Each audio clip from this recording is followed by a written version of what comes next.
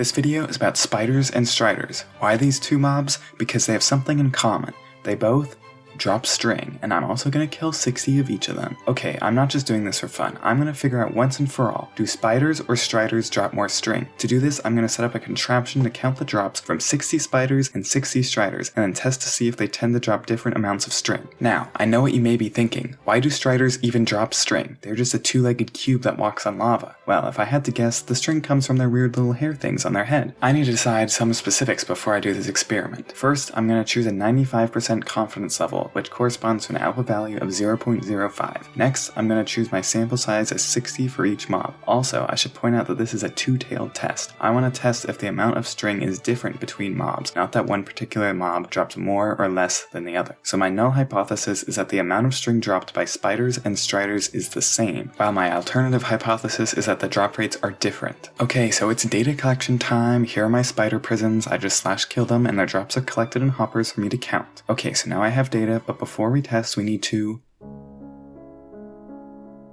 decide if we should use a z-interval, we need one of two things to be true. Either the population standard deviations need to be known, or the samples are larger than 30. Because we have large samples, we can construct a z-interval. Next, we need to make sure our samples are independent and representative of the population. Killing a mob won't affect the drops of another mob, so the samples are independent. And since all mobs of the same type are basically identical, we can assume our samples of spiders and striders are representative of all possible spiders and striders. Okay, time to construct our interval. We need to find a few numbers. Let's find the easy one first. We need the critical z-value corresponding to a two-tailed test with an alpha value of 0.05. This number you'd either get from a table or from a calculator. In this case, the value is 1.96, which is very common for z-intervals. Now we need to find the sample means. To do that, we just add up all the values of each sample and then divide by the total number of observations in each sample. Then we need to find the sample standard deviation, first by finding the sample variance. To find the variance, you subtract the mean from each data value, square each of those differences, and then add those numbers all together. Then, because we are calculating a sample variance, divide by the sample size minus 1. Then take the square root of the variance to get the sample standard deviation. Then we do this for both samples. Okay, so now we have all the numbers we need. Here's the formula for a z-interval. We just need to plug in all our numbers to get this interval. So what do these numbers mean? We can say that we are 95% confident that the true population difference between spider and strider drops is between approximately 1.979 and 2.688. Because 0 is not in this interval, we can conclude that there is significant evidence that the average string dropped by a spider is different than that for a strider. On top of that, we can also have a computer run a z-test for us and give us a p-value of 2.2 times 10 to the negative 16, which is way less than our alpha value of 0.5. This again confirms that our test returns significant results. Also, our z-statistic is 12.897, which is very big. We can also confirm that our findings are correct by looking at the Minecraft wiki